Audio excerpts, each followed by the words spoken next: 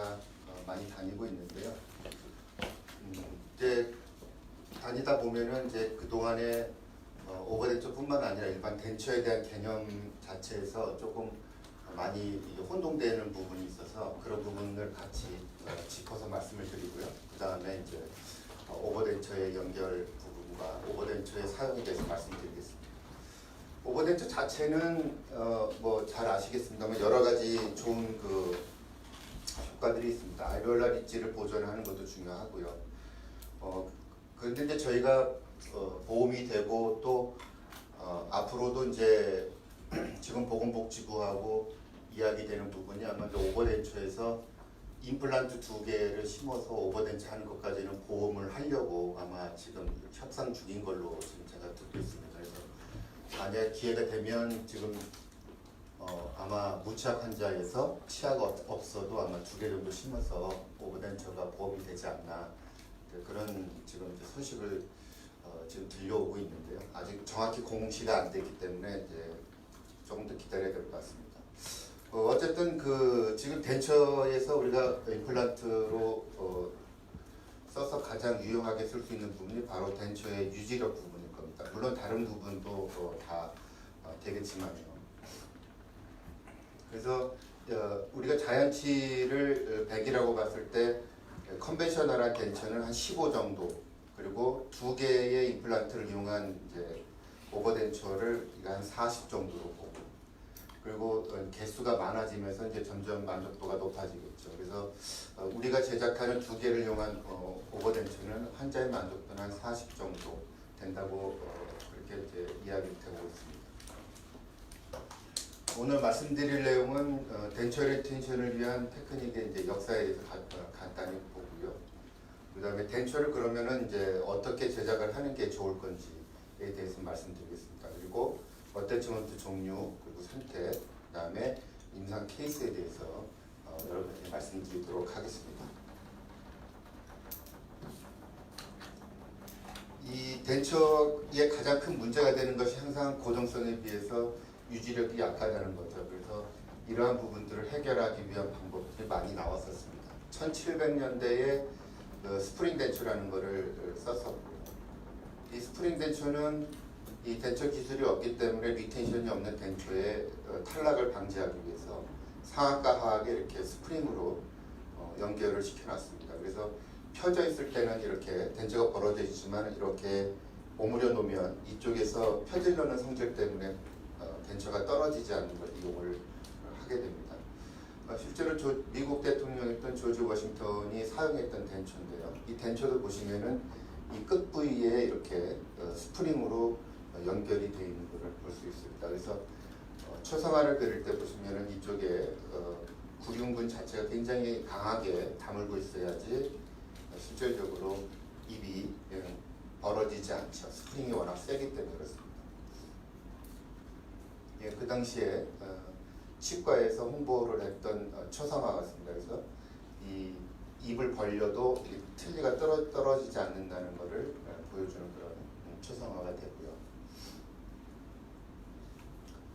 이런 시기를 거치면서 1900년도 초에 오면서 이제 프롱 덴처라는 걸 쓰게 됩니다. 이 프롱이라는 것은 뿌리라는 그런 뜻이 되는데요.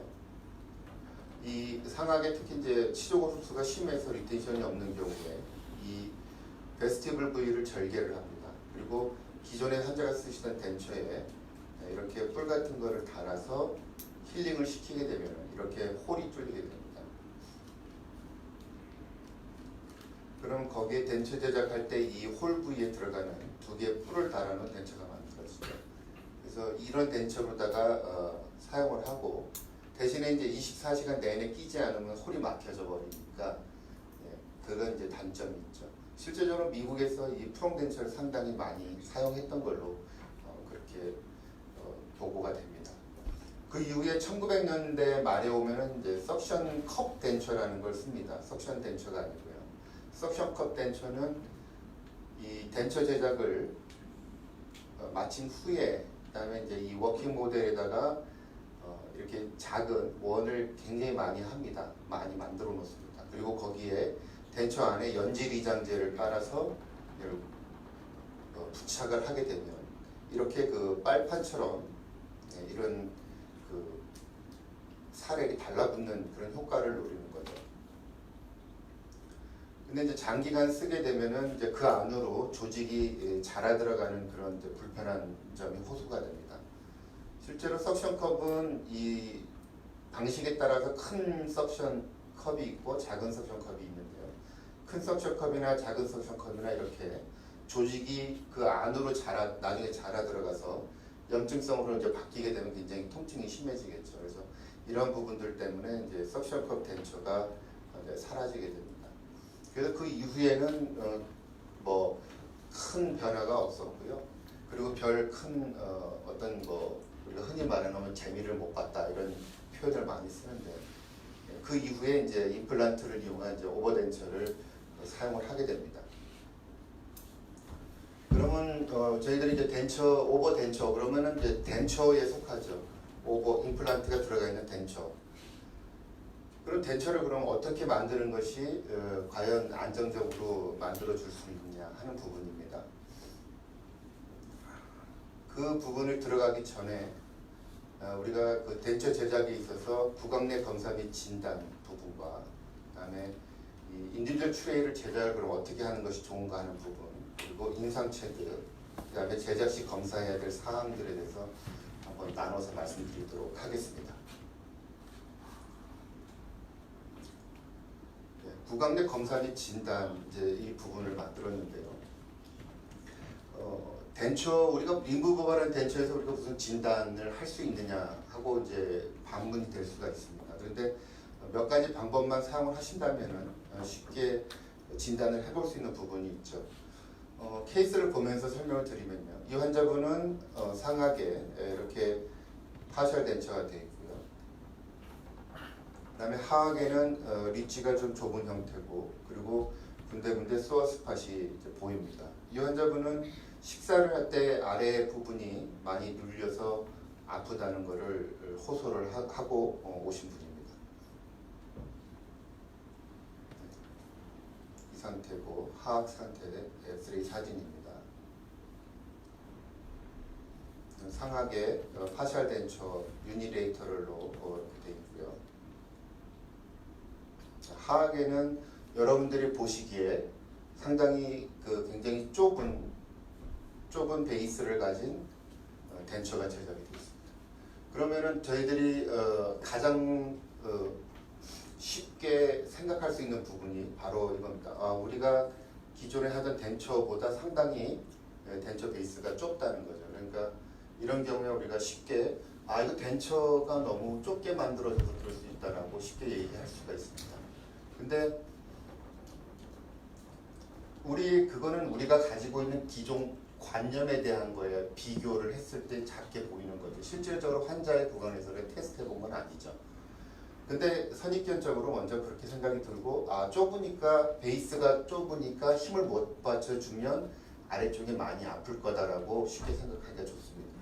근데 테스트를 해보자는 거죠. 이런 부분들을.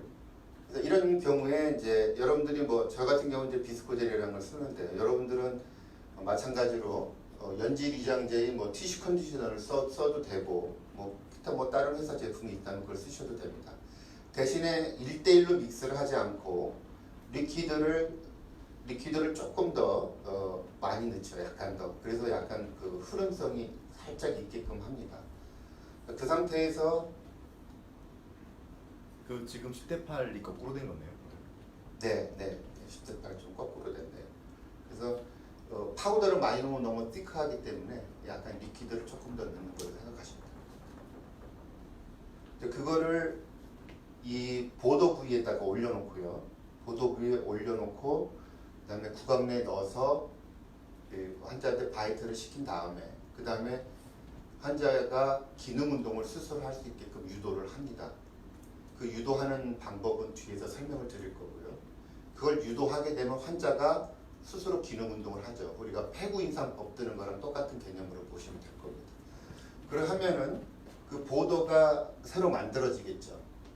보도가 만들어지는데 보시면은 이쪽 레이터럴 보컬 셰프 부위나 이쪽 셰프 부위에 보시면은 거의 연장되는 게 없습니다. 그죠? 연장되는 거는 링결 쪽에 약간 들어와 있는 거죠. 자, 그러면 우리가 이 상태에서 보시면은 더 이상 크게 넓어지지는 않는다는 겁니다. 그래서 이 상태에서 주위에 이제 오버행돼 있는 부분은 잘라내시고요. 이 상태로 구강 내에 끼워줍니다. 그리고 환자분한테 이야기하죠. 우리가 일주일 정도만 확인을 해봅시다. 상태가 어떻게 변하는지. 자, 이야기합니다. 그랬을 때 환자분이 이걸 끼고 일주일 뒤에 왔는데 별 문제가 없더라. 아니면은 뭐 이전이랑 똑같더라. 여전히 문제가 해결되지 않는다. 그러면 여러분들은 두 가지 옵션을 선택할 수가 있습니다. 뭐죠? 하나는 임플란트 심어서 오버덴처를 해가지고 눌리지 않게끔 해줄 수 있는 방법과 또 하나는 치료를 나는 그래도 덴처로 하겠다 그러면은 여러분들이 치료를 포기하는 게 더 낫습니다. 이거를 붙들고 있으면은 여러분들 진료를 못하죠. 그러면은 대학병원으로 가십시오. 이거는 여기서 안 됩니다. 이거는 심어서 해야 됩니다. 확연하게 여러분들이 할 수 있고 만약에 그러면은 나는 그냥 틀리로만 하겠다 그러시면은 나는 못하니까 이거 뜯어내고 그냥 가서 하시는 게 좋겠습니다. 라고 진단을 하는 것이 여러분이 더 임상하는 데서는 편하죠. 매일 아침 와서 앉아 있습니다. 여기 아파요, 여기 아파요. 다 아시죠? 그래서 이 환자분은 좀 연령이 있는 분이어서 제가 미니 임플란트 4개를 이렇게 분산을 시켜서 이런 식으로 제작을 해줬습니다. 그래서 덴처를 보시면은 기존 덴처랑 거의 차이가 안 나죠. 그래서 치료가 끝났던 그런 케이스죠. 그래서 어떤 경우에 보면 저희 스스로 이 덴처 환자 때문에 갇히는 경우가 있습니다. 틀에. 그거를 벗어나시려면은 어느 정도 진단 과정이 필요하지 않을까. 다음 케이스는 또 정반대로 보시면 되는데요. 자, 이 환자분은 상하하게 덴처를 끼고 계십니다. 하하게 알베올라 상태, 상하게 알베올라 상태. 보시면은 이제 여기 볼록 2개 튀어나온 게 이게 제니얼 튜버클이라고 저희들이 이렇게 배웠습니다. 그래서 제니얼 튜버클 하방으로 알베올라 리치가 흡수되는 경우는 거의 알베올라 본의 흡수가 끝났다고 보시면 됩니다. 자, 이런 환자분에서 우리가 그러면 이 상태는 무조건 이거는 너무 어렵습니다. 큰 병원 가시죠라고 돌려보내야 되냐? 또 그건 또 아니라는 거죠. 알베올라 본 상태고요. 자, 이런 상태에 있다 하더라도 덴처가 굉장히 지저분하죠. 이런 상태로 됐다 하더라도 저희가 이거를 진단을 해볼 수가 있는 부분입니다. 그래서 상악덴처, 하악덴처에서 이 환자의 지금 구강 상태와 이 덴처는 전혀 베이스가 잘 맞지 않죠. 그래서 마찬가지로 여기에 연질 이장제를 깔아서 이런 식으로 환자한테 기능 운동을 시켜서 보도 형성을 해봅니다. 이거 너무 클 경우에는 버칼 쪽에 한 번 하고 링걸 쪽에 한 번 나눠서 하셔도 되죠. 자, 이렇게 하시고 그 다음에 혹시라도 이렇게 눌리는 부위가 있다 그러면은 이렇게 완전히 덴처가 노출된 부분이 있다 그러면 여기를 조금 우리가 삭제를 살짝 해서 이 부위죠. 이 부위를 삭제를 해서 약간 공간을 만든 다음에 한 번 더 깔아볼 수가 있죠. 그랬을 때 이런 형태의 덴처가 보도가 형성이 될 겁니다. 그래서 이 정도의 형태를 환자 구강 내에서 우리가 얻어낼 수 있는 거죠. 상악도 마찬가지입니다. 전체적으로 덴처 세척을 한 다음에 이렇게 약간 말랑말랑하기 때문에 손에 그냥 늘어붙습니다. 이런 경우에 손에 바세린을 장갑을 끼시고 바세린을 좀 많이 묻히신 다음에 만지시면 붙지 않습니다. 그 상태에서 보도에 올려서 보도 몰딩 하듯이 이렇게 형성을 하시고요. 마찬가지로 구강 내에서 기능 운동을 시켰을 때 이제 나온 형태죠. 그래서 이런 부위가 두꺼워진 걸 볼 수가 있습니다. 그래서 이 상태에서 이제 환자분이 쓰시고 자, 그럼 뭐가 불편한가를 이제 그 다음에 체크를 해보는 거죠. 그랬을 때 다른 거 움직임이나 이런 건 되게 좋아졌는데 단단 유지력이 하악에서 좀 나쁘다. 그럴 경우에는 그 부위만 우리가 처치를 하면 되죠. 그래서 이 환자분은 지금 기존 덴처를 저희가 구강 내에서 이렇게 진단을 해봤는데 이 진단한 게 환자분이 편했기 때문에 그걸 그대로 복제를 해서 덴처 제작을 한 겁니다. 그래서 이 보도를 그대로 살려서 제작을 하게 되죠. 하악도 마찬가지. 그리고 이제 리텐션 부분에 있어서 약간의 불편함을 호소하셨기 때문에 전방부에만 2개 정도 임플란트, 이거는 미니 임플란트다. 미니 임플란트를 심어서 그래서 제작을 끝냈던 그런 케이스가 됩니다. 그래서 우리가 과연 기존에 진단을 덴처 환자에 대한 진단을 뭘 해봤는가 하는 부분을 한번 생각을 해보면 거의 없습니다. 진단이라는 게, 그죠? 템포러리 덴처를 가지고 뭐 진단한다는 것도 말이 안 됩니다. 그래서 제가 이제 뒤쪽에서 말씀드리는 부분들을 환자가 지금 끼시는 덴처에 적용을 해보시면 이 덴처가 지금 기준에 맞는지 안 맞는지 하는 부분들을 여러분들이 어느 정도는 캐치하실 수 있을 겁니다. 자, 처음에 이제 환자가 옵니다. 어쨌든 뭐 저렇게 진단을 해야 될 경우도 있고 진단을 하지 못할 경우도 물론 있겠죠. 자, 그러면은 우리가 환자한테 알지네이트 인상을 떠서 인플레이션 트레이를 만들어서 최종 인상 체득까지를 해야 되겠죠. 그러면은 어떤 개념으로 하느냐 하는 부분입니다. 근데 이거는 전혀 학교에서는 다루지 않는 내용이죠. 우리가 쓸 수 있는 컨셉 자체는 마이오 다이나믹 컨셉, 마이오 스태틱 컨셉, 석션 컨셉 3가지 컨셉이 있고요. 모든 덴처의 제작은 이 컨셉에서 벗어나질 않습니다. 이 컨셉은 인디비주얼 트레이를 만들기 위한 컨셉이 됩니다. 그래서 여러분들이 지금 임상에서 환자가 왔을 때 알지네이트 체득을 할 겁니다. 그죠? 무취학 알지네이트 체득. 여러분들은 어떤 방식으로 하세요? 자, 알지네이트를 놓고 막 기능 운동을 손으로 막 시키세요. 아니시면 운동 안 시키고 그냥 입술 정도만 움직이세요. 아니면 아예 안 움직이세요. 어떻게 하세요? 어떻게 하십니까? 보통 이제 제가 다니면서 이렇게 여쭤보면은 항상 정답은 스텝이 뜬다.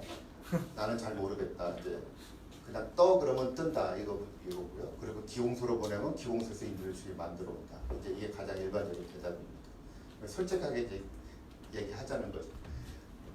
스텝이 떠서 나쁘다는 게 아닙니다. 그러니까 스텝이 떠도 이렇게 떠라고 정확하게 알려주시면 되는데 그렇게 안 되기 때문에 그 뒤로 이제 문제가 커지는 거죠. 자, 하나씩 한번 알아보는 게 좋겠습니다. 자, 마이오 다이나믹 컨셉은요, 우리가 흔히 말하는 컨벤셔널 덴처를 제작하는 방법입니다. 그러니까 컨벤셔널 덴처라는 거는 저희가 학부 과정에서 배웠던 거죠. 그걸 또 일명 다르게 얘기해서는 또 바우처 테크닉이라고도 합니다. 자, 마이오 다이나믹 컨셉은 무취학 환자의 구강 내에서 연화, 개고, 폐고, 저작, 발운 등의 기능 운동을 할 때 그 밑에 움직이는 조직들도 다 있을 거예요. 그런 조직들을 다 포함하는 알지네이트에 다 포함하게 뜨는 것 자체를 말하는 겁니다. 그러니까 인상을 뜨실 때 무취학 트레이에다가 보도 부위가 좀 부족하면 유틸리티 웩스 같은 걸로 보도 연장을 좀 하고요. 펠레탈도 깊은 경우에는 이렇게 펠레탈 쪽에 좀 연장을 합니다. 구강내 먼저 맞춰보고요. 다시. 그리고 이제 알지네이트를 넣어서 자 볼도 잡아다니고요. 양쪽. 그 다음에 입술도 잡아당기고 뭐 어떤 경우는 뭐 손가락을 빨아보세요. 이렇게 자기 하셔. 자, 그렇게 인상을 뜨면은 이 알지네이트 끝 부위가 덴처의 보도처럼 이렇게 라운드 돼가지고 형성이 됩니다. 하악 경우도 마찬가지입니다. 하악도 무취학 트레이를 놓고 보도 연장을 좀 한 다음에 역시 마찬가지로 구강 내에 알지네이트를 놓고 자 혀를 내밀어 보세요. 좌우로 왔다 갔다 해보세요. 그렇게 하신 다음에 볼 잡아다니고 입술도 잡아다니고 이렇게 합니다. 물론 숫자의 그 잡아다니는 힘에 따라서 약간 차이는 나겠죠.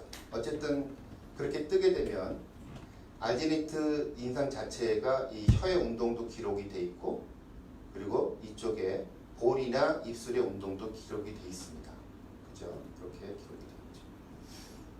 자, 이렇게 알지네이트를 뜨는 것이 바로 마이오 다이나믹 컨셉입니다. 근데 왜 이렇게 떠야 되냐 하는 게 이제 이유가 중요한 거죠. 왜 이렇게 떠야 되는가. 자, 상하의 인디비주얼 트레이의 외형은요, 컨벤셔널 덴츄를 만들 때 예상되는 의치의 변연을 먼저 모형상에 표시한 다음에 그 예상되는 의치의 최종 변연으로부터 1.5에서 2mm 짧게 개인 트레이 연장선을 표시한다. 자, 바로 문제되는 게 이겁니다. 예상되는 의치의 변연. 스텝이 알디네이트를 떠서 석고를 부어왔어요. 석고를 보면 예상되는 의치의 변연이 보여야 되는데 어떻게 떴는지 모르면 어디가 예상되는 의치의 변연인지 모릅니다. 제일 깊은 데가 변연인지 아니면 그 위가 변연인지 모르죠. 그러니까 예상되는 의치의 변연을 알기 위해서는 우리가 환자한테 인위적인 근육 운동을 시켜야 그 근육 운동이 인기되고 그때 인기된 보도가 제일 깊은 부위가 바로 예상되는 의치의 변연이 되는 겁니다. 자, 그러면은 하나 더 짚고 넘어가는데요. 상악 덴처의 최종 완성된 의치 상의 외형을 보면요. 보도가 어떻게 되어 있냐면 순축의 프레넌 베스티블 또 협축의 프레넌 베스티블 구치부 쪽에 후국의 폐쇄가 만들어지면 상악은 모든 면이 다 막아지기 때문에 안정감을 찾을 수가 있죠. 그리고 이 부분이 의치상의 외형입니다. 근데 문제는 이제 하악에서 많이 발생을 하죠. 하악 덴처의 의치상 외형이요. 컨벤셔널한 덴처의 협축은 익스터널 오블리크 리치 또는 거길 넘어서 1mm 이내, 설축은 마일로 하이오이드 리치 하방 4에서 6mm, 후방은 리트로몰라 패드의 3분의 2로 나와 있습니다. 아마 여러분들 그 학교 때 배웠던 총원치 체계 보시면 나와 있을 겁니다. 자, 그럼 이거를 어떻게 국감리에서 확인을 하느냐 하면요. 자, 6번 부위 쪽에서 미러를 알베올라 리치상에서 옆으로 쭉 잡아다닙니다. 그러면 이렇게 돌기가 하나 노출이 됩니다. 자, 여기 보이실 거예요. 네. 그래서 이쪽에서 이렇게 쭉 여러분들이 미러나 손으로 쫙 따라가 보면 알베올라 리치를 넘어서 돌기가 나올 때 이게 익스터널 오블리크 리치입니다. 여기에가 우리 볼에 협근이 붙어 있습니다.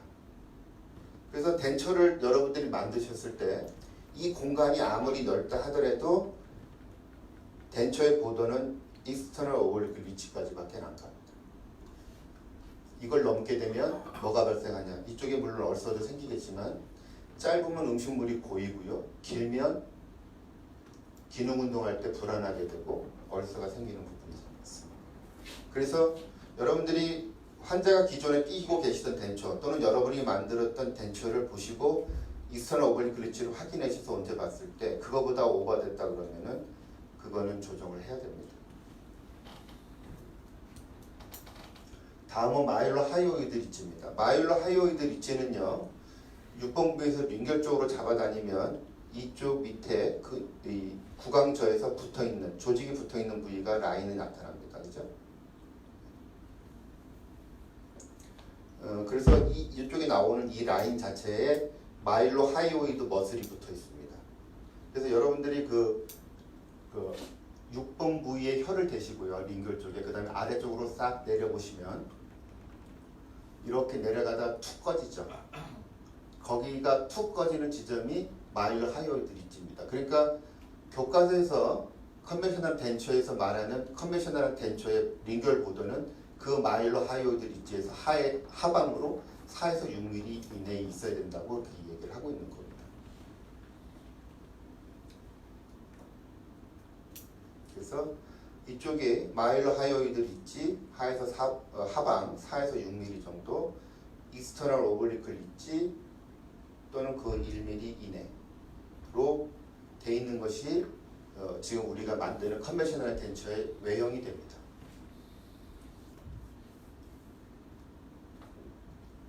그래서 이런 바우처 테크닉으로 덴처를 만들기 위한 그 인디비주얼 제작을 할 때 제일 깊은 부위, 기능 운동을 시켜서 제일 깊은 부위를 예상되는 위치의 변연으로 잡고 거기에서 1.5에서 2mm 짧게 보도를 그리고요. 거기서 1.5에서 2mm 짧게 웩스로 릴리프를 하게 됩니다. 그래서 이 바우처 테크닉 자체는 내압 면적을 확대시키고 위치 내면을 넓게 밀착시키는 그런 방법입니다. 그래서 보더 몰딩을 할 때 컴파운드 같은 걸로 밀어서 뜨게 되죠. 상악의 경우 우리가 이제 임프레션을 뜨면 제일 검은 선이 제일 깊은 부위니까요. 이 부위를 예상된 의치의 변연으로 잡고 거기서 1.5에서 2mm 짧게 트레이 라인을 그리고요. 그리고 거기서 다시 1.5에서 2mm 짧게 웩스 릴리프를 전체적으로 하는 게 기존 인디비주얼 트레이 제작이 됩니다. 하악의 경우도 마찬가지로 제일 깊은 부위를 표시를 하고 그 깊은 부위에서 역시 마찬가지로 짧게 인디비주얼 트레이 그리고 전체적으로 웩스를 릴리프를 해주는 것이 상악 컨벤셔널 덴처 제작을 위한 인디비주얼 트레이가 되겠습니다. 자, 그러면은 임상 케이스인데요. 과연장되는 경우가 이제 많이 생기는 것이 보통 일반적입니다. 그래서 제가 하악에 로케이터 2개를 넣고요. 여기다가 덴처 제작을 했습니다. 일반적인 컨벤셔널한 덴처죠. 베이스도 넓게 형성이 되어 있고요. 근데 이 환자가 델리버리를 하고 그 이후로 한 2달 정도 계속 찾아옵니다. 여기가 아파요. 여기가 눌려요. 혀 운동할 때 걸려요. 여기가. 그래서 깎아줍니다. 계속. 결국 이 상태까지 왔습니다. 그리고 나서는 안 옵니다. 환자가. 그 2달 동안 2달 동안 우리는 이 환자한테 시달리는 거죠. 왜 그럴까요? 왜 이런 문제가 생길까요? 스텝을 정확하게 밟지 않은 것도 문제가 되겠고요. 그리고 실질적으로 환자가 기능 운동할 때 포함되는 조직 자체가 우리가 실제적으로 입을 벌려서 우리가 임프레션을 메이킹 한다 그러잖아요. 임프레션을 메이킹 했을 때랑 차이가 많이 난다는 겁니다. 그래서 이 컨벤셔널한 덴처를 제작하는 방법은 상당히 숙련도가 많으신 분들이 더 훨씬 좋은 결과를 갖습니다. 그분들은 어느 정도의 임상 데이터를 가지고 짧게 만드는 경향이 있기 때문에 그렇죠. 하지만은 갓 졸업하신 분이나 열심히 하시는 분들은 보도를 넓게 멋있게 만들지만 계속 조정을 하는 게 이제 문제가 되는 겁니다. 그래서 지금은 이제 제가 마이오 스태틱한 컨셉을 많이 말씀을 드리는데 이 마이오 스태틱한 컨셉은 뭐냐면 환자가 구강 내에서 기능 운동을 하는 동안에 움직이지 않는 존을 얘기하는 겁니다. 그러니까 상악의 경북에 알베올라 리지 여기는 아무리 여러분들이 기능 운동을 다 안 움직이죠. 하악의 근육 부착부 이스터널 오blique 리지, 마일로 하이드 리지, 그 다음에 알베올라 리지 상부 이런 데는 안 움직입니다. 그래서 이러한 부분을 찾아내기 위해서는 기능 운동을 시키지 않고 쫙 밀어서 뜹니다. 전체 조직을 다 밀어내죠. 그러면 어떻게 인상이 나오냐면 쫙 잡아당기기 때문에 근육이라든지 또는 텐던 같은 그런 부착부가 확실하게 표시가 납니다. 강하게 뜨기 때문에 그렇죠. 그래서 그렇게 밀어뜨면 언더컷이나 미세한 부위가 안 나올 수가 있어요. 왜? 밀어떠야 되면 알지네이트를 묽게 믹스하지 않고 되게 믹스해야 됩니다. 여러분들이 퍼티로 한번 무치한 인상을 떠보면 굉장히 넓게 나오지 않습니까? 그런 식으로 알지네이트를 되게 믹스하고요. 그리고 미세한 부위가 재현이 안 되기 때문에 알지네이트를 조금 묽게 믹스해서 구강내에 먼저 뿌리게 되는 겁니다. 그래서 되게 믹스해서 이렇게 손으로 몰딩을 잡을 수 있을 정도로 하고요. 구강내 깊은 부위나 언더컷이 있는 부위에다가 묽게 믹스한 거를 먼저 뿌리죠. 이 묽게 믹스한다는 거는 환자 기존의 스태프들이 믹스한 것보다 조금 더 물을 더 넣는다고 생각하시면 됩니다. 그 상태에서 트레이에 좀 되게 믹스한 알지네이트를 담고 그냥 그대로 밀어 올립니다. 기능 운동은 절대 시키지 않습니다. 하악도 마찬가지죠. 하악도 뿌려놓고 넣습니다. 그러면 굉장히 넓은 트레이 알지네이트 인상이 나옵니다. 그러니까 이 상태에서 컨벤셔널 덴처를 만드는 작업을 하면 안 되죠. 우리가 꼭 필요한 부분만 써야 됩니다. 그래서 상하게 눌러서 뜬 거와 하악에서 역시 압력을 줘서 눌러서 뜬 겁니다. 그래서 상악과 하악의 트레이를 보게 되면요. 상악에서 앞에서 보면 자, 이쪽에 밀어서 올렸기 때문에 이쪽이 텐던이라든지 조직부가 부착부가 보일 겁니다. 그러면 부착부를 피해서 트레이 라인을 그립니다. 소대도 물론 피하고요. 네. 자, 이쪽에 맥실러리 투버러스 쪽은 이쪽이 튀어나온 경우에는 최대 풍경부까지만 선을 긋습니다. 그래서 여기 보시면은 모든 조직에 기시되는 지점에서 다 끊어버립니다. 그 위로 연장시키지 않습니다. 하악에서도 아까 말씀드린 것처럼 이쪽에 익스터널 오블리크 리지가 나타납니다. 그러면 그 부위를 표시를 하고요. 안쪽에 마일로 하이드 리지가 나타납니다. 거기를 표시를 합니다. 그리고 리트로몰라 패드의 3분의 2까지만 트레이가 가게 하고요. 하악의 전치부 쪽은 교합면에서 봤을 때 가장 풍요한 부위에다가 선을 긋습니다. 그래서 전체적으로 보시면은 이 해박적인 라인 안에 들어가게 됩니다.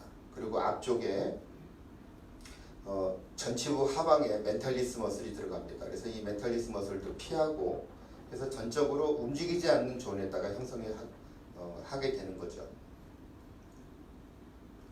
자, 이렇게 형성을 하게 되면은 누가 어떤 분이 이걸 그린다 하더라도 거의 비슷한 형태의 인별 추리가 나옵니다.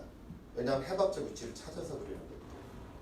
그래서 나중에 최종 이상 뜨실 때는 환자한테 스스로 기능 운동을 유도를 합니다. 우리가 직접 하는 게 아니라. 그래서 의치의 변연을 결정을 하고 그리고 우리가 폐구 이상을 뜨게 되는 거죠. 환자 스스로 기능 운동을 해야 되기 때문에. 그래서 게인 트레이에 손잡이를 만들지 않고 교합제를 올려옵니다. 그래서 거기에 압력을 가해서 환자가 알베올라 리지에 압력을 가한 상태에서 인상 체득이 되는 거죠. 그래서 이렇게 하려면은 시간이 필요합니다. 그래서 그 시간을 벌기 위해서 실리콘으로 인상을 뜨는데요. 보도몰딩은 헤비 바디를 뿌려서 하시고 그 다음에 최종 인상을 라이트 바디를 뿌려서 2번 하시면 됩니다. 그래서 이론적으로는 실리콘이 굳는 시간 4분에서 5분 정도, 그러니까 10분 이내에 한쪽 인상이 다 떠지는 거죠. 보도몰딩까지.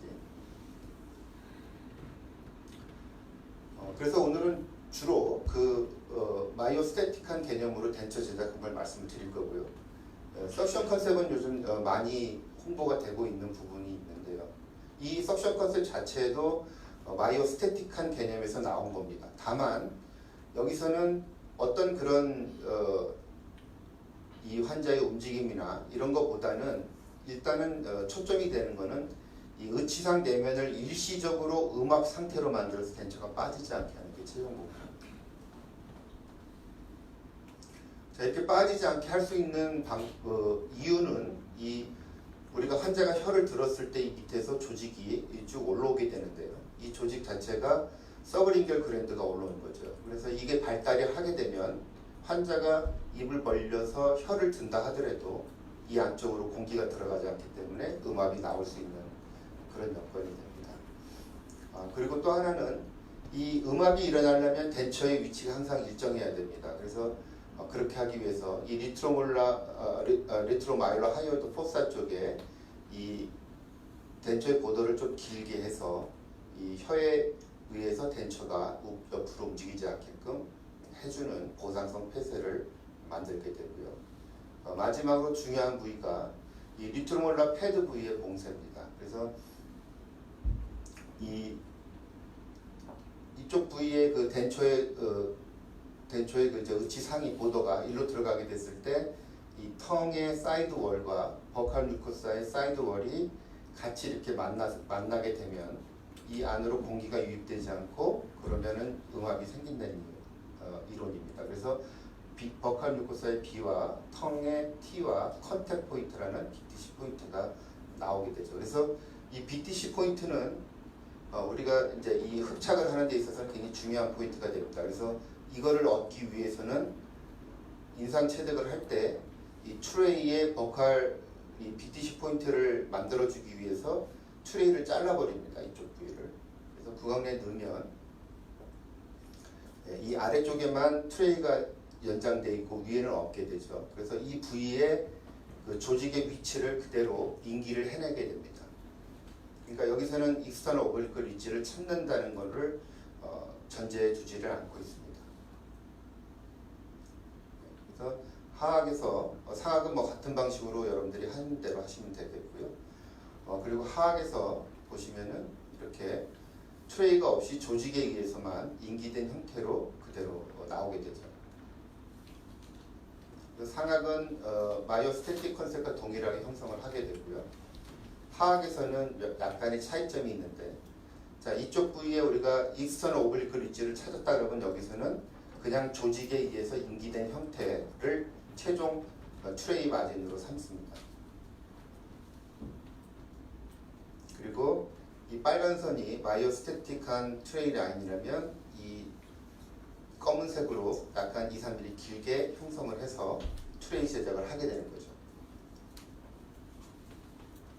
그래서 그 세 가지 개념에서 벗어나는 그런 방법은 없습니다. 대개 이제 이거를 혼합을 시켜서 만드는 방법을 많이 쓰죠.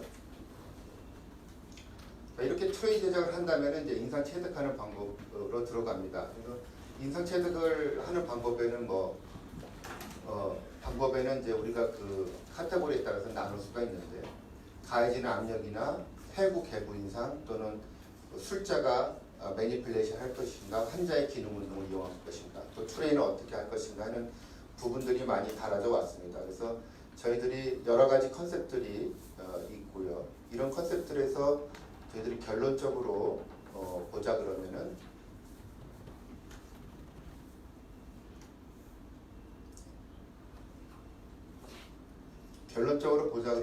임프레션의 컨셉 자체는 선택적인 가압 인상과 그다음에 클로즈 마우스 테크닉, 그다음에 펑셔널 무브먼트, 그다음에 커스텀 트레이가 임프레션에 있어서의 좋은 결론을 내는 그런 방법이 됩니다.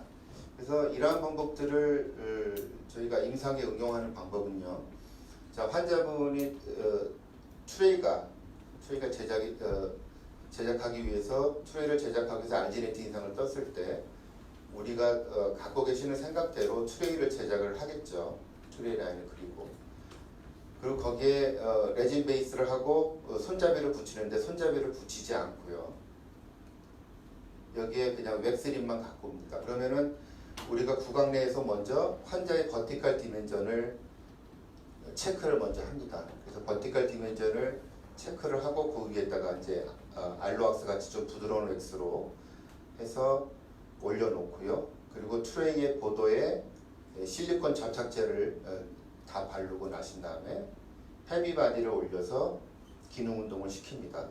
그러면은 이 트레이가 알지네트상에서 만든 거니까 정확하지 않겠죠. 그래서 그 트레이가 노출된 부위나 또는 이 인상제가 전혀 안 들어간 부위, 이런 보도 쪽에는 이 트레이까지 같이 인상제와 같이 깎아내야 됩니다. 그래서 조정을 하고요. 그 다음에 안쪽에 다시 라이트 바디를 뿌려서 최종 인상을 뜨게 되죠. 그러니까 똑같은 기능 운동을 두 번 반복을 합니다. 그러면은 이 트레이에는 환자의 기능 인상도 포함이 되어 있고 환자의 버티컬 디멘전도 표시가 돼서 같이 가죠. 그러면 그 다음번에 치아 배열을 해서 옵니다. 그러니까 여러분들이 하시는 기존의 방식에 비해서 한 번을 더 줄일 수가 있죠. 그러면 이제 문제는 기능 운동입니다. 기능 운동을 어떻게 해야 되는가? 기능 운동 자체는 상악에는 세 가지 정도만 합니다. 구강내에 먼저 넣으시고요. 그 다음에 손가락을 빨게 합니다.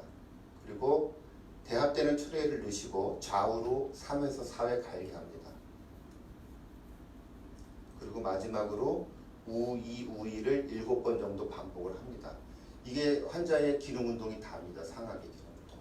그래서 실제적으로 환자가 움직이는 걸 보시면, 네. 자, 이미 빠는 걸 했고요. 여기 보시면은 이 코로노이드 프로세스와 맥실러리 투버로시티 쪽에 그 보더의 두께가 결정이 되죠. 하악을 좌우로 움직이게 되면. 그래서 만약에 이쪽에 두께가 두꺼우면 하악이 옆으로 움직이기가 힘듭니다. 왜냐하면은 그 트레이에 덴초에 걸리기 때문에 그렇죠.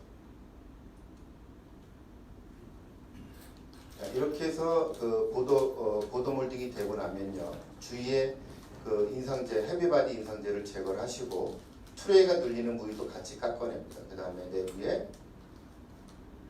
인상제를 바르시고 그 다음에 파이널 임프레션을 체력을 하시면 되죠. 그래서 마찬가지로 구강내에 두시고요.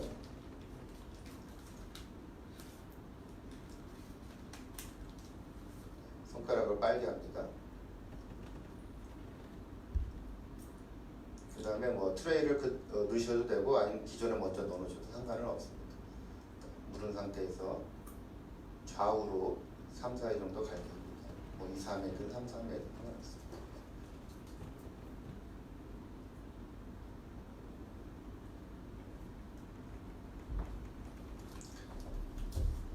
그 다음에 마지막에 이제 우위를 7번 정도 반복을 합니다.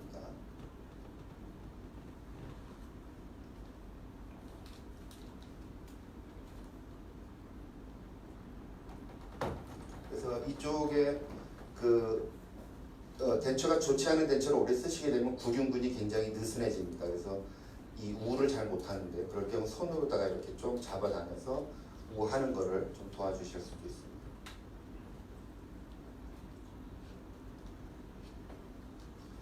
그랬을 때 만들어진 이 환자의 최종 인상체입니다.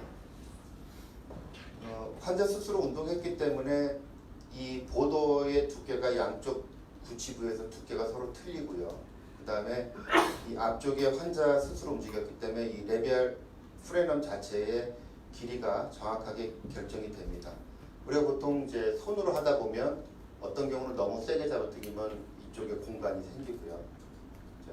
또 너무 살살 잡아당기면 레비얼 프레넘에 자꾸 소아 스팟이 많이 생기죠. 얼서가 생깁니다. 그런 걸 방지를 할 수 있는 방법이죠.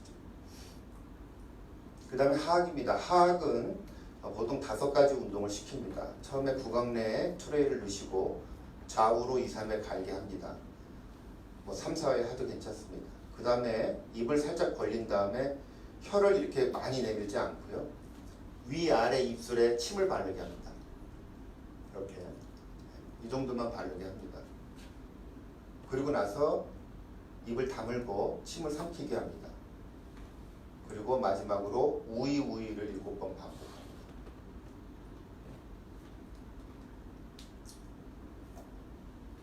구강에 드시고 여기는 여러분들 그냥 맥스림이 올라갔다고 생각하셔도 됩니다. 상관없습니다. 일단 안착이 됐는지 보고 입을 닫은 상태에서 좌우로 갈고요.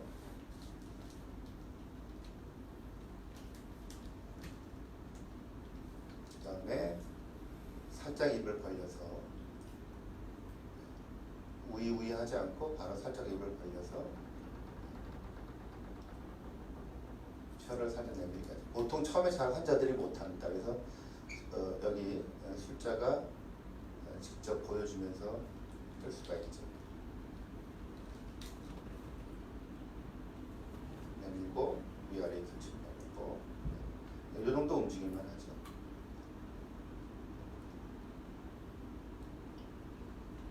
다물고 침 삼키게 하고 그 다음에 우위를 합니다. 이렇게 7번 반복을 하게 되면 이렇게 보시면은 트레이가 눌리는 부위가 나오죠. 그래서 트레이까지 같이 깎아내시고 그 다음에 내부에 다시 라이트 바디를 올린 다음에 최종 요령을 한 번 더 기능 운동을 시키시면 되겠습니다.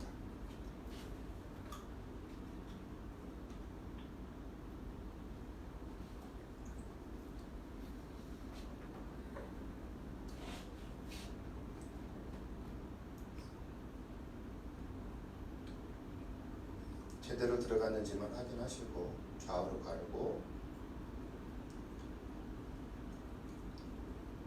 살짝 입을 벌려서 위아래 입술 침 발라보세요.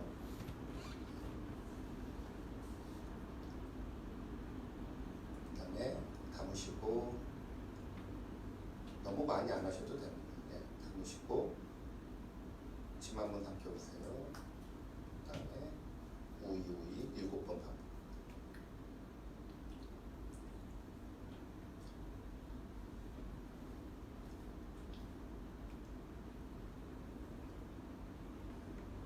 저거를 예. 아주 빠른 연속된 동작으로 하지 않으면 세팅이 돼버리잖아요. 아닙니다. 워킹 타임이 있기 때문에 그렇게 바로 세팅되지는 않습니다. 그러니까 어느 정도를 기준으로 지금 워킹 타임을 잡고 하시는 거예요? 보통 이 운동 조작 자체는요, 환자한테 시켜보면 보통 30초에서 40초는 다 끝납니다. 3, 40초. 예. 그러니까 그 안에는 안 붙습니다.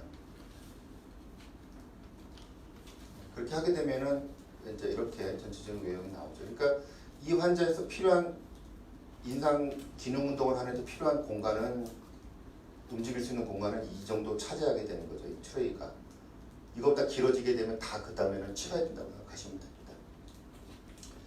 자, 그래서 제가 이제 이거를 말씀드리면서 어떤 얘기를 하냐면, 왜 우리가 이렇게 어렵게 덴처 인플루션을 뜨는가, 그냥 편하게 뜨면 되지 않겠는가, 이렇게 말씀을 드리면은 어떤 분들은 덴처의 꽃은 보도 몰딩이다, 뭐 컴파운드를 이용한 뭐 보도 몰딩을 해야 뭐 치과사의 자존심이 쓴다, 뭐 이런 얘기도 하시는 분들이 계세요. 근데 알지네이트는 스텝을 시키면서 왜 최종 인상은 스텝을 시키면 안 됩니까? 이렇게 제가 질문을 드리죠. 여러분들은 어떻게 생각하세요? 이게 법적으로 걸리는 부분인가요? 위생사가 스텝이 한 거는 뭐 했습니까? 인상체에다가 올려놓고 구강해놓고 이야기한 것밖에 없는데 그게 법적으로 접촉이 되나요? 그러니까 스텝들에게 이렇게 하고 트레이만 여러분들이 점검해주고 버티컬 디멘전만 맞춰주면 그 다음에 스텝이 뜨면 되죠. 기능 운동하는 여러분이 뜨는 스텝들은 똑같은 결과밖에 안 나옵니다. 그래서 이러한 방법으로 해서 시간을 여러분도 수술하시고 스태프분이 옆에서 뜨고 검사만 받아도 되죠. 덴처 제작 시에 검사 이렇게 해서 이제 인상체를 기공소에 보내게 되면 치아가 배열돼 나옵니다. 치아가 배열돼 나오면 그래서 전체적인 교합 확인을 해야 될 거고요. 물론 뭐 대칭성도 보고 합니다만은 이 파운드 라인이라는 거를 한번 꼭 체크해 보셨으면 좋겠습니다. 이 파운드 라인은요, 이 유트로모널 패드의 메지알에서 배열된 캐나인의 근심부를 이은 선입니다. 그래서 이 선보다 이 구치의 배열이 이 선을 넘어서 안쪽으로 오게 되면 혀에 간섭을 주고요, 혀를 깨물거나 불편하게 됩니다. 그래서 항상 이 파운드 라인을 넘지 않게끔 여러분들이 지시를 해주는 게 좋습니다. 뭐 지시를 해서 좀 그렇습니다만은 의뢰를 하실 때 그렇게 확인을 해보시고요.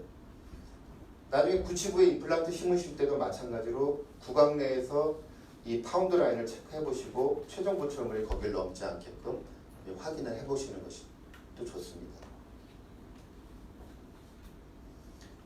그리고 무치약 치조제 정상에 이 센트럴 그루브에서 워킹 커스 쪽이 들어가게끔 해야 덴처가 왔다 갔다 넘어지지 않습니다. 뭐 교합점은 이제 확인을 하셔야 되겠고요. 자, 이제 어크루전입니다. 보통 저희가 이제 풀리 밸런스드 어크루전을 많이 이야기합니다만 실제적으로 형성하는 게 보통 쉽지가 않죠. 뭐 기공소에서 교합기를 쓰는 경우도 있습니다만 그냥 일반 짝짝이에다가 해갖고 오는 경우도 있죠. 그게 나쁘다는 건 아닙니다. 짝짝이를 해온다 하더라도 여러분들이 한번 짝짝이에서 운동을 시켜봐야죠. 움직임이 어떻게 되는지. 그래서 지금은 이 풀리 밸런스드란 말을 쓰지 않고 이제 세미 밸런스드란 말을 쓰는데요. 이게 임상적으로 훨씬 더 쉽습니다. 이 전치부 환자가 CO 상태든 CR 상태든 좋습니다. 그 상태에서 전치부 6전치, 캐나인부터 캐나인, 하악의 캐나인부터 캐나인을 닿지 않게끔 합니다. 그리고 구치부만 닿게끔 하고요. 편충 운동을 시켰을 때 작업 측에서 캐나인 가이던스는 절대 시키지 않습니다. 그리고 소구치에서 최소 2점에서 가이던스를 시키고 그 반대편에서 떠 있기 때문에 반대편에서 밸런싱 스탑만 하나 만들어주면 됩니다. 그리고 실제로 보시면 자 이렇게 배열이 되어 놨을 때 여러분들이 이제 아래를 이렇게 틀어보죠. 그럼 여기가 워킹이 됩니다. 이거 넌워킹이 되고요. 그랬을 때 워킹 사이드에서 캐나인 가이던스를 시키지 않고 소구치에서 가이던스가 일어나게끔 만들고요. 반대편 넌워킹 사이드에서는 떠 보이는데요. 실질적으로 그 안쪽에서 보게 되면 구치부에서 이렇게 스탑이 됩니다. 그래서 옆으로 움직였을 때 이쪽에 2점, 이쪽에 1점 해서 3점으로 덴처가 안정을 잡을 수가 있습니다. 반대편으로 움직였을 때도 마찬가지입니다. 이쪽에 밸런싱, 이쪽에 워킹에서 가이던스가 소구치, 뭐 대구치 쪽으로 가셔도 되고요. 넌워킹 사이드에서 역시 마찬가지로 이렇게 안쪽에서 밸런싱 스탑이 만들어집니다. 전방 운동 시켰을 때도요. 저희들이 체크를 해보는데 전방에 엣지 또 엣지까지 갔을 때 구치부에서 이 스탑이 만들어지는 거죠. 그러면 앞니로 실 같은 거를 끊는다 할더라도 구치부가 내려오거나 올라가지 않습니다. 그래서 이 상태에서 최소 3점 접촉이 일어나면서 교합이 만들어지죠. 이게 세미 밸런스드 어크루전의 기본 개념이 됩니다. 정상적인 클래스 1일 경우에 저희들이 이 세미 밸런스드 어크루전을 해서 찾아보게 되면 이 상하악 6전치에서는 2에서 3mm 오버젯 오버바이트 정도가 만들어집니다. 그래서 이 상태에서 공간을 약간 뜨게 해서 덴처에 안정을 주는 거죠. 덴처가 제일 불안하게 움직이는 부위가 바로 6전치 부위입니다. 캐나인 가이던스 갔다 그러면 그 환자는 이미 덴처의 교합은 또 덴처의 안정성은 완전히 떨어지게 되죠.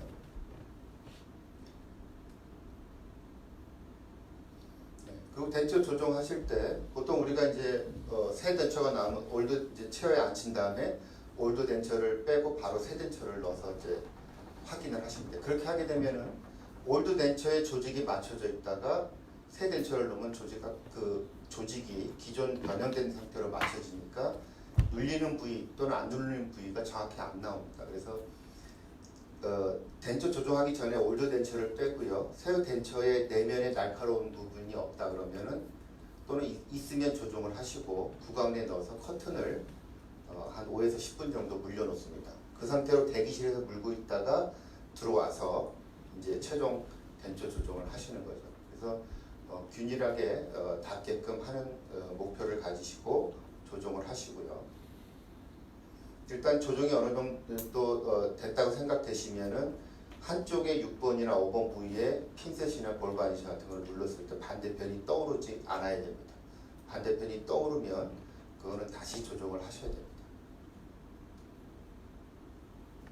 그리고 구강에서 뭐 최종 교합 확인하시는 거는 당연히 그렇죠. 그리고 이 입을 벌렸을 때 덴처가 떠오르지 않게끔 하죠. 그러니까 덴처가 떠오른다는 얘기는 뭔가 이렇게 밀어 올린다는 얘기가 되죠. 그래서 약간 입을 벌렸을 때 떠오르지 않는 걸 확인하고 그다음에 그 아까 말씀드린 세미 밸런스드 어크루전이 되는지를 이제 확인을 하게 됩니다. 그래서 여러분들이 항상 그 짝짝이도 좋습니다. 옆으로 틀어가지고 이거 뭐 완전히 안 움직이고 떠덕떠덕 움직이네 이러면은 기공소로 보내서 확인을 해보시는 게 다시 맞춰달라고 하시는 게 좋습니다. 자, 덴처에 대한 이야기를 하게 된 그 바로 배경이 이겁니다. 교합이 불안정하게 부여된 경우 제 환자는 아니고요. 불편해서 다른 데서 치료받고 오셨는데 상하계 오버덴처, 하하계 캐나인 지대치로 한 RPT가 제작되어 있습니다. 4개를 심어가지고 뒤에 로케이터 2개와 앞에 자석 2개로 연결되어 있는데요. 자석 이 키퍼가 많이 달아져 있습니다. 하하계는 캐나인 2개가 지대치로 되어 있고요. 여러분들 로케이터 많이 써보셔서 알겠지만 이 초록빛으로 들어가는 게 좀 유텐션이 굉장히 큰 거죠. 그게 들어가 있고요. 자, 어떻게 그러면은 저장이 되고 있는지를 한번 기능 운동이 어떻게 되고 있는지를 한번 보겠습니다.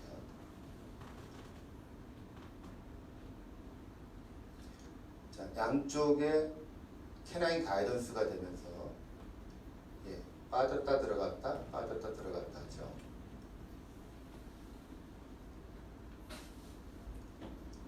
자, 이 환자는 우리가 캐나인 가이던스로 안 만들어도요. 환자 자체가 캐나인의 자연치가 있기 때문에 무조건 어떻게든 캐나인 가이던스를 하려고 합니다. 왜냐하면 본인 치아가 여기 있기 때문에. 그런데다가 캐나인 가이던스로 만들어 놓으니까 빠졌다 들어갔다 하죠. 그러니까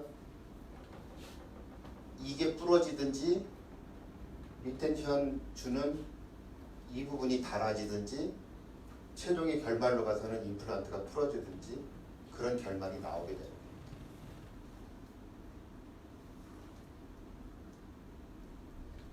제껴졌다 들어가는 거죠. 빠졌다 들어갔다 빠졌다. 상하게 치료비만 해도 얼마입니까? 그죠? 최종으로 덴처 때문에 결국은 문제가 발생되는 거죠.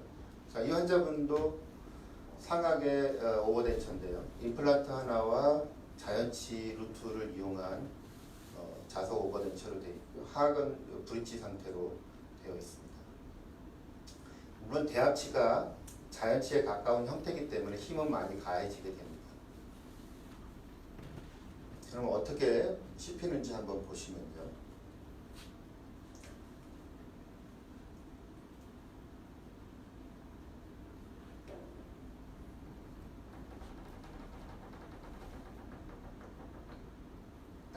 딱 치죠. 뒤로 들어가면서.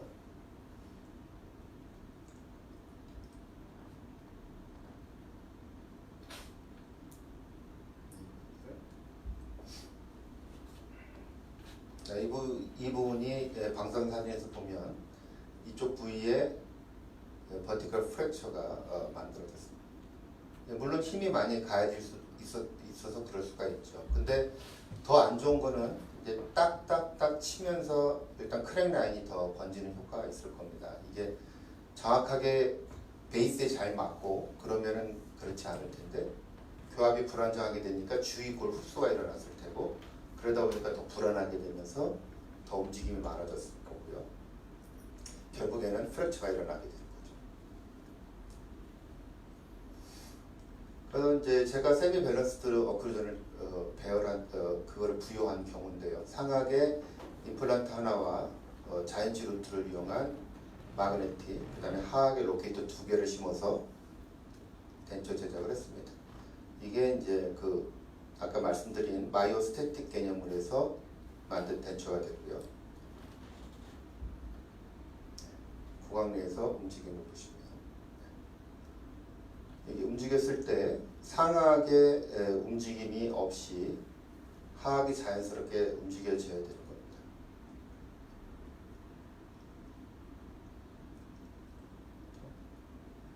네, 맞습니다. 자, 그리고 하악의 의치상 외형을 보면요.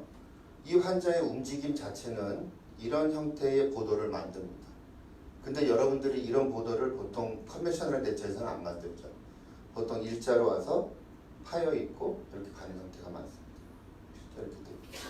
그래서 교합이 어떻게 부여되느냐에 따라서 오버덴처는 성공이 틀려지게 됩니다. 이 환자분은 상하게 2개의 임플란트가 돼 있었는데 하나가 실패되어 있는 상태로 왔습니다. 빠진 상태로. 그래서 하나의 임플란트를 넣고 하악이 RPD 된 상태에서 지대치를 자르고 임플란트를 넣어서 아래는 이거는 이제 그 로케이터와 비슷한 타입인데요. 그런 어태치먼트를 썼습니다. 역시 덴트 제작을 했고 상하게는 아직 기다려야 되기 때문에 어태치먼트 연결을 안 했고요. 하악만 연결을 해놨습니다. 그러니까 하악은 지금 연결이 되어 있는 상태니까 안 움직이겠죠. 상악은 연결이 되어 있습니다. 이 환자분의 알베올라 입지 상태는 이쪽에서는 클래스 1 형태지만 이쪽은 반대 교합 형태로 되어 있습니다. 반대 교합이라 하더라도 교합 부여 자체는 똑같이 부여를 합니다. 그래서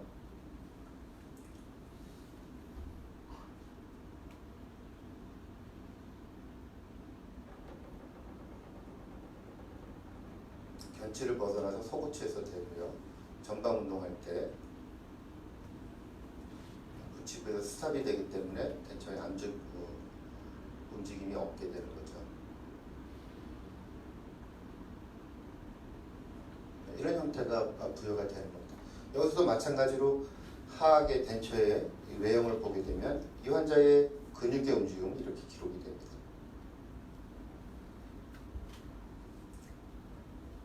그래서 이런 교합 자체가 굉장히 중요한 거고요. 이 환자한테 이제 전치부로 끊어보라 그랬습니다. 치실을 끊어보라 그랬습니다. 뭐 치실이 끊어지겠습니까만은 네.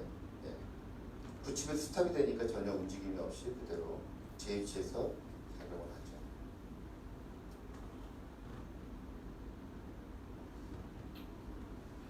그래서 어떤 분 물론 그런 이야기 하십니다.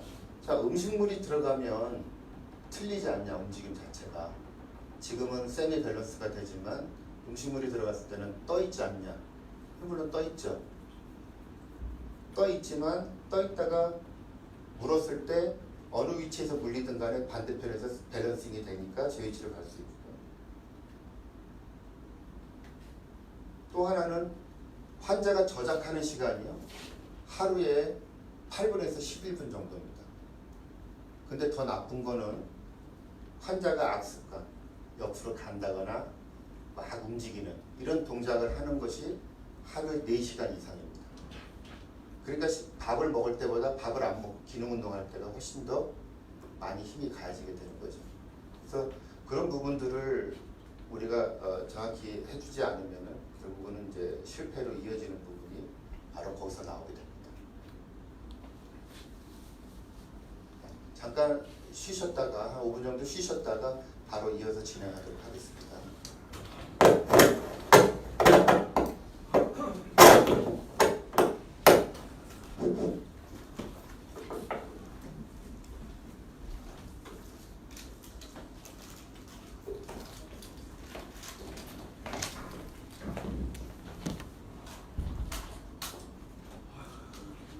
질문 드려도 됩니다. 네네, 질문하시죠. 아까 그 문제의 케이스